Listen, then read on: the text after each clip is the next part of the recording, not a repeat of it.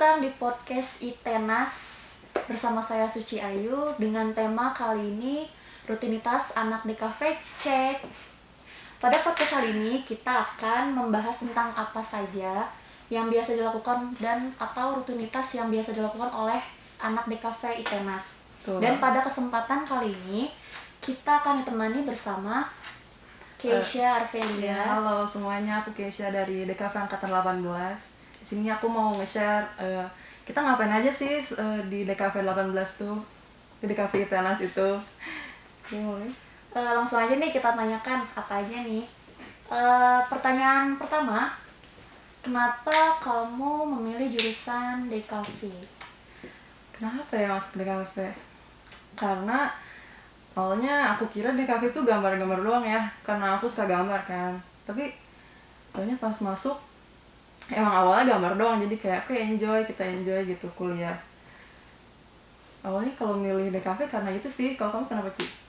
Karena awalnya aku mau masuk jurusan seni rupa, cuma karena aku nggak terlalu jago di bidang lukis real life gitu, still life drawing gitu ya gitu.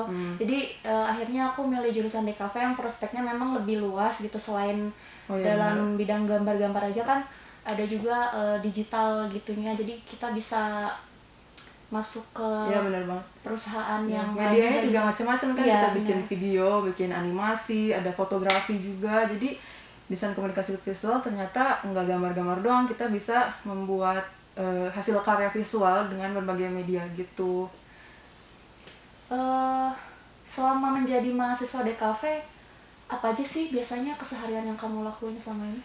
Keseharian ya, mahasiswa kesehariannya sama aja nggak sih? Semuanya iya sih, kampus, terus nugas di kampus, dapat tugas, ke rumah ngerjain tugas lagi. Rutinitas paling kayak gitu, paling yang bikin baru banget ya dari masuk SMA sampai ke DKV tuh. Jadi lebih sering nugas begadang gak sih? Iya kan, apalagi yang mata kuliah Nirwana tuh. Aduh, Nirwana itu benar-benar.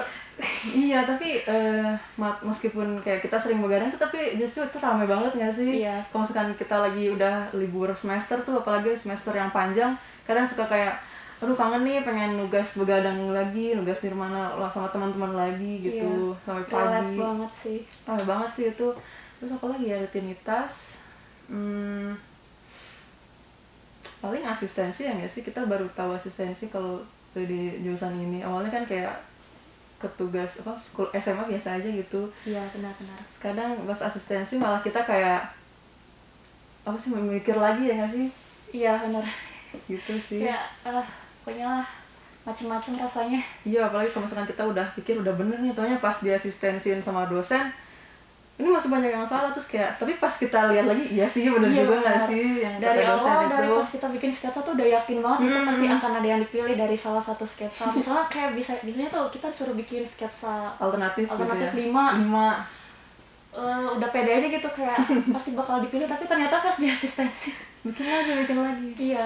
Tapi karena asistensi yang kayak gitu kita jadi terasa gitu, terasa si skill kita tuh jadi karena kita asistensi akhirnya kita tahu nih yang bagus itu menurut dosen, yang ternyata emang bagus tuh yang kayak gini gitu. Iya.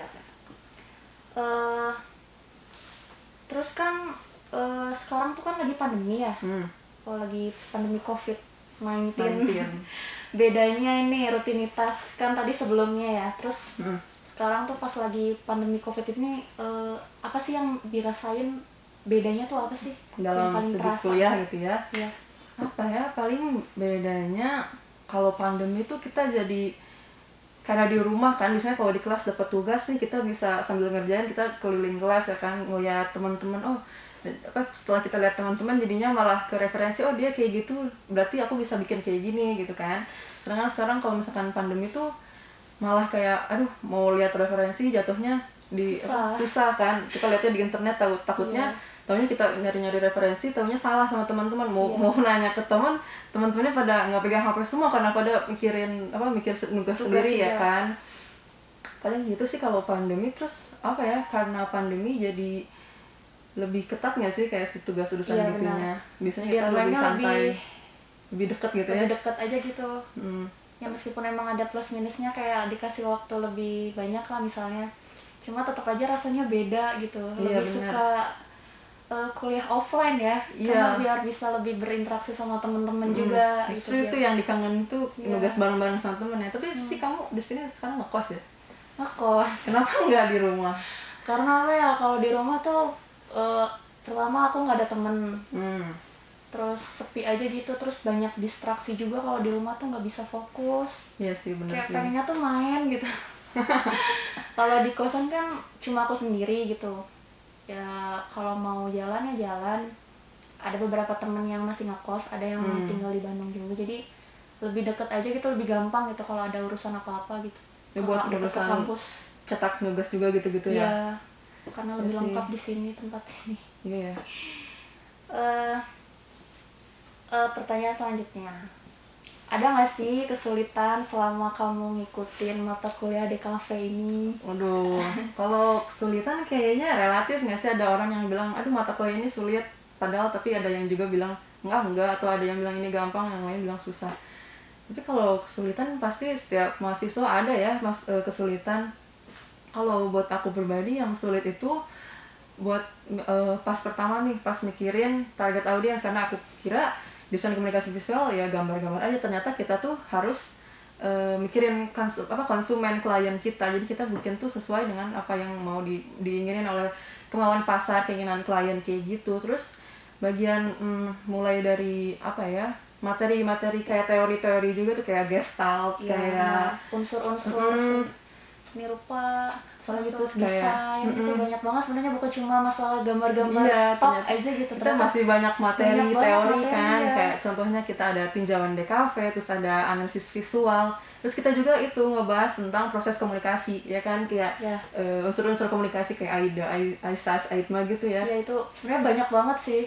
Itu sih yang susah. Jadi kayak bagaimana kita bisa berkomunikasi dengan klien dengan cara merancang sebuah visual gitu. Jadi kita mau berkomunikasinya bukan lewat kata-kata tapi lewat visual desain gitu ya. Kalau menurut kamu yang susah apa sih? Ya menurut aku susah memang dari konsep-konsep visual. Jadi kita nggak asal aja gitu bikin, kayak misalnya bikin desain ya dari sederhananya dari pas semester 1 aja gitu, Nirmana. Kayak gampang gitu, kayak bikin cuma warna-warna, ngoplos cat gitu, komposisiin warna. Ternyata enggak, di situ tuh kita harus benar-benar bisa mengkomposisikan warna dengan baik. Iya. Tuh. Jangan kayak naruh warna asal ya. ya. Tidak asal menaruh warna aja gitu. Bener. Dan harus ada, terus alur Nirmana ya, juga harus ya benar. harus jelas gitu. Ada iramanya gitu.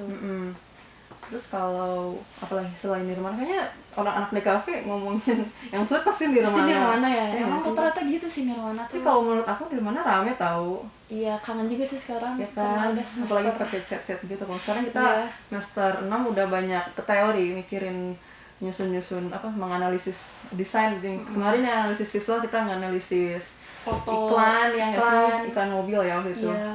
Iklan video, iklan dari gambar iya, itu bener. banyak Iklan banget mulai sih dari poster kan, terus video. Pokoknya. Tapi rame sih, maksudnya kalau ngerti rame, kalau nggak ngerti kayaknya bingung.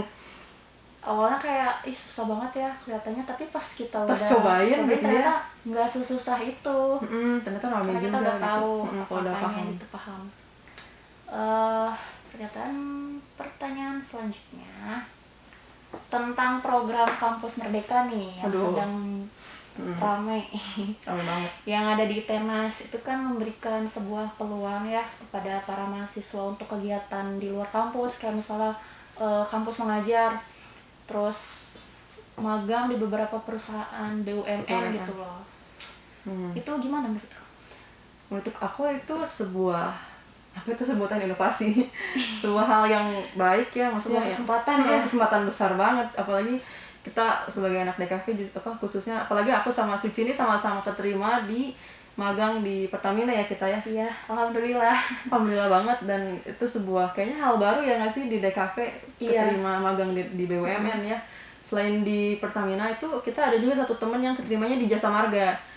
Dia di kantornya di mana sih, Jakarta gitu ya? Di Jakarta Pusat kalau nggak salah ya.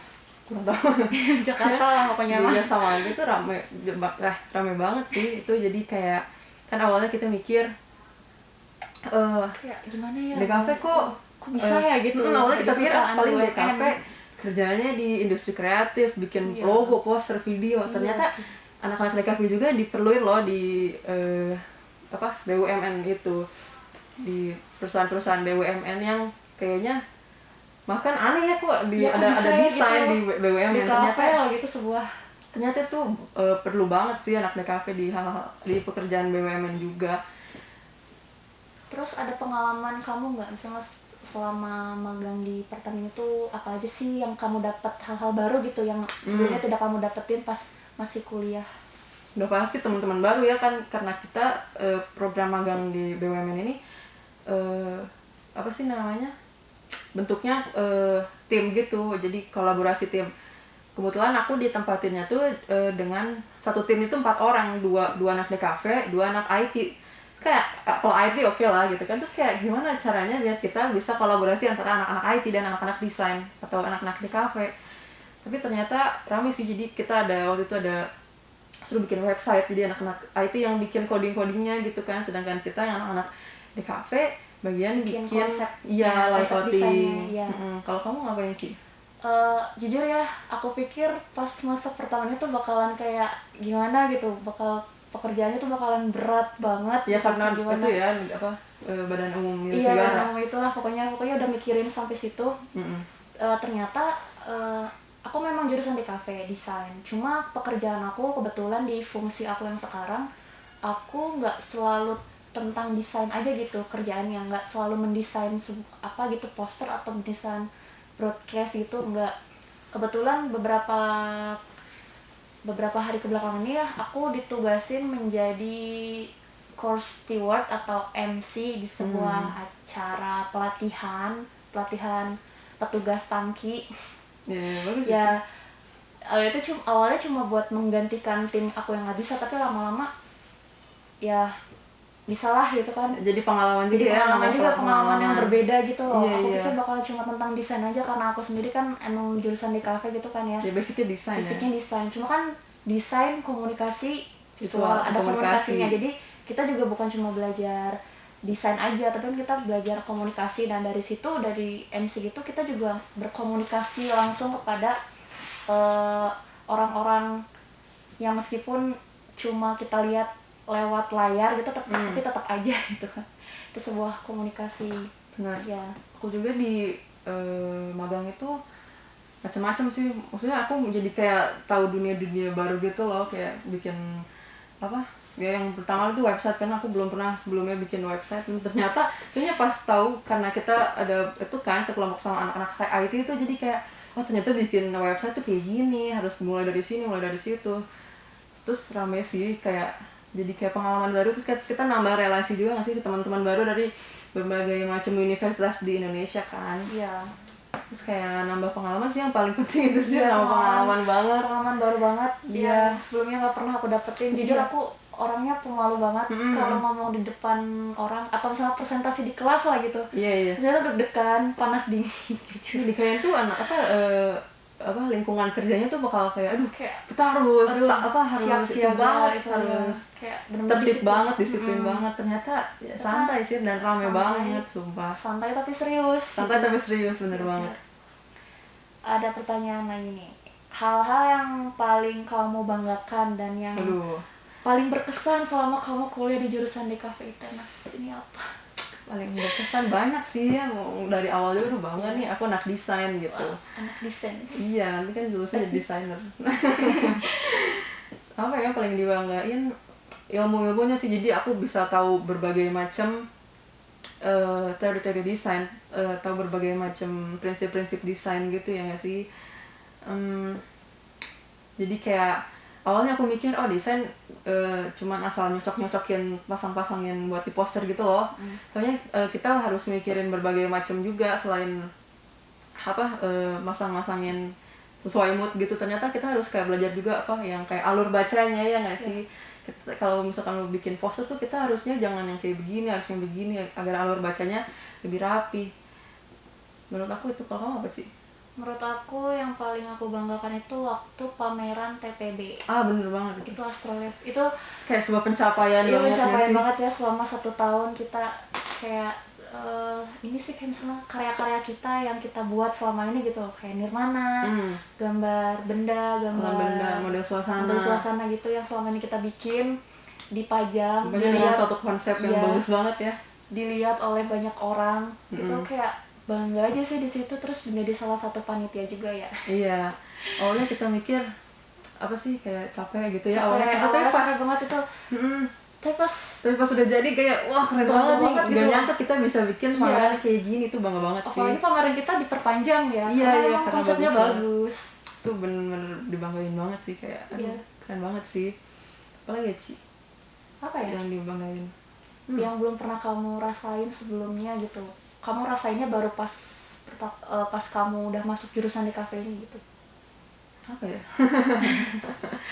Ketemu orang-orang yang lucu, orang-orang yang hebat, dosen-dosen yang ramai banget. Kemarin juga kita itu ya kedatangan dosen dari Jerman ya. Bu Eka Noviana.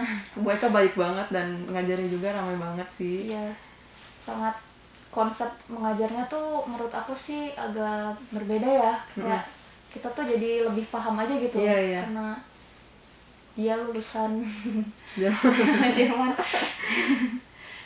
Ya sebuah kebanggaan juga kan kita apalagi beliau ngajarnya tuh itu ya apa namanya, teori.